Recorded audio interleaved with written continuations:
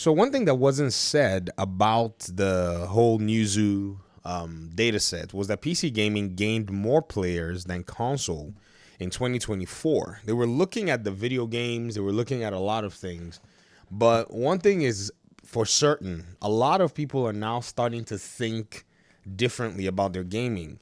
I've also mentioned to people that a lot of the youngins are also looking at their gaming differently because when you think about it, right now, many of them are PC trained. Well, I wouldn't say PC trained, I would say computer trained and more computer literate in general than many other demographics. Since we had the 2020 medical issue, a lot of kids in their, academic institutions have been introduced to, computing devices to do majority of their work. So these kids are not skittish when it comes down to it. In fact, I showed the data set of multi-device owning, demographics that Xbox put out, and it showed that Gen Alpha, which is the max 15-year-olds and younger through 2010, are the highest in multi-device games and players. So this is actually very interesting to see that PC is growing. They're getting a lot of information. They're not dumb. You see, I see a lot of people that are on the, YouTube spaces tell me things like, oh, I don't want to do a PC gaming because you need $2,000 to actually build a PC. Bro, every 13, 14, and 15-year-old that you can basically actually ask that goes to public schools in America, maybe even in the UK or even in Europe or even Eastern Europe knows that that is a whole bucket of hogwash because they are very aware. They can look up this stuff. They know their technology. They know their CPUs, their GPUs. They know AMD, NVIDIA, Intel. They're very well aware. Now, to different extents, don't get me wrong, but you got to think about it. These kids were watching Ninja and all of these people play their favorite game, Fortnite, when they were 4, 5, 6 years old on what? A gaming PC.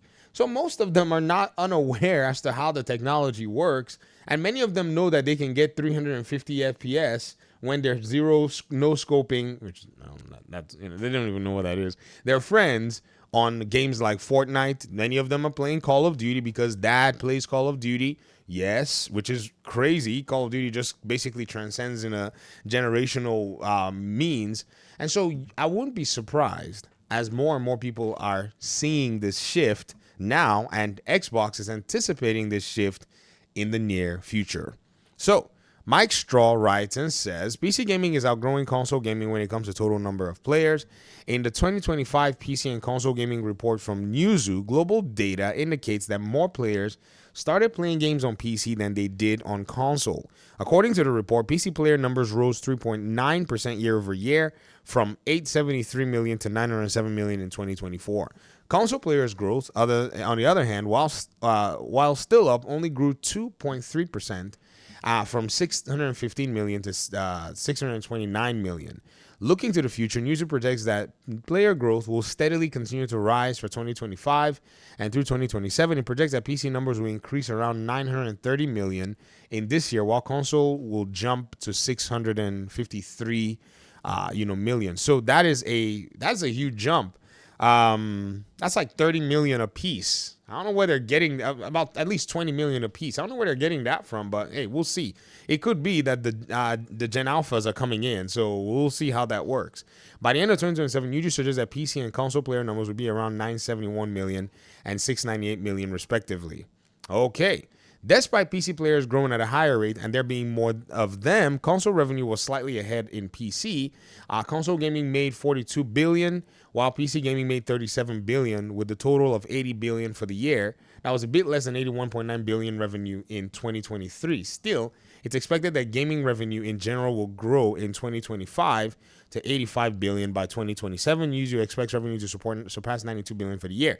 The reason Newzoo is projecting this revenue piece, and if you go look at the data set, is because they want you to sign in. I looked at the data a while ago. If you want to watch that video, you can go look at it. It's because they're actually banking on Switch 2 launch and Grand Theft Auto 6 for consoles. In the case of PC, when you look at the gaming data, it looks like this, but one thing Newzoo has not looked at is the hardware data. This hardware data is what basically put me on this path. This trend that I'm on, I've been on it since like 2017. I remember during the first crypto mining craze of 2016 or so, what we got to see in that regard. We saw that PC components had already skyrocketed in in spending. I think it jumped $1 billion or $2 billion in terms of spending. Yes, I mean that's some crazy number. It's not, you see, when you're looking at game spending, I mean, just now when we looked at this article, right, you were seeing game spending around 42 billion or whatever it is. But this category was just in the hardware class, and it had grown. And hardware was not expensive back then. You could buy, like, the Division 1 in terms of, say, let me just give you a comparison. You could play the Division 1 at 60 FPS with an RX 480. That was a $180 GPU. Do you see what I'm talking about? In today's day, a GPU of that class is gonna probably be running you maybe $200+ $300 to be able to achieve similar performance for today's games. So you can basically look at that number and say, okay, that's some crazy jump at the end of the day. So looking at it from this perspective, you'll realize that the whole talk is spending on gaming. But check this out. Now, they said a reason for increase in overall gaming revenue projections, new hardware, the Nintendo Switch 2, and the expected new hardware around 2027 will lead to more gaming purchases for players. What do you think of PC players outgrowing console players in 2024? The conversation also lends credence to PC gamers preferring to play old games. So think about the console player that moves to PC. What are they going to do? They're going to build their library. Usually the library is going to be consisting of their favorite games that are already old and cheap, and they're going to want to play those favorite games on their new device. That's just normal. So when you see that trend, it's a thing. The other thing too is backlog and the almost never-ending barrage of offers that continue to be made available to gamers on PC. I mean, it's the same on console, but just keep in mind that there's a huge catalog of video games, and some games that you may not have even heard of, or some games that you may not have even played before. And this is just how it's going to be. You're just going to get on Steam, and Steam is going to be like, oh, what's going on here? Here are these games that are not expensive. You can go ahead and buy them, and you can play them. You can test out your hardware with them. You can say things, people get curious. Oh, my console could play this at this performance. What could my new toy, my new PC play this at this, whatever. And then there are some games that are established. They're old games. They've been here for a minute. You can come in and you can play them. They give you better versions of the game. Look at Lords of the Fallen. I gave these guys full money when this game came out, right? I mean, I put the game on hold, but now the game's best version is being sold for $20. Isn't that crazy? Do you see why PC gamers are looking at these game developers and saying, nah, we're coming back later? Because if you think about it, just recently they went ahead and did an update with all kinds of stuff, and they're selling the entire deluxe edition of things for $23.09. And I paid full CD keys price for this game when it launched on the console. On the console. When it launched on consoles and PC. So you see these particular, reality pieces that really do make things very interesting. And so it's not surprising to me that PC is gaining more players overall in 2020, as of last year. This year, what is it looking like as well? Well, thanks to Nintendo, even though the new console that they're bringing out is going to have its own little interesting tidbits.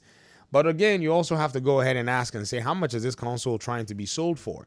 Because if this console is trying to be sold for what they're asking for with accessories and games at such prices, well, then I see more people looking and saying, I might as well go ahead and invest in hardware that I own and even games that I actually have control over in terms of the overall experience. Because that's the thing about PC. They just launched Doom on Good Old Games just recently, which just feels like more classic Doom. You know what I mean? Like diskette Doom, 3.5-inch floppy Doom. It's just the fun things that gamers overall can rally around. But I'm going to go ahead and, put this video out here. I really would love to hear your thoughts in the comment section. Thanks so much for watching the video, and hopefully we'll talk pretty soon in another one. Peace out.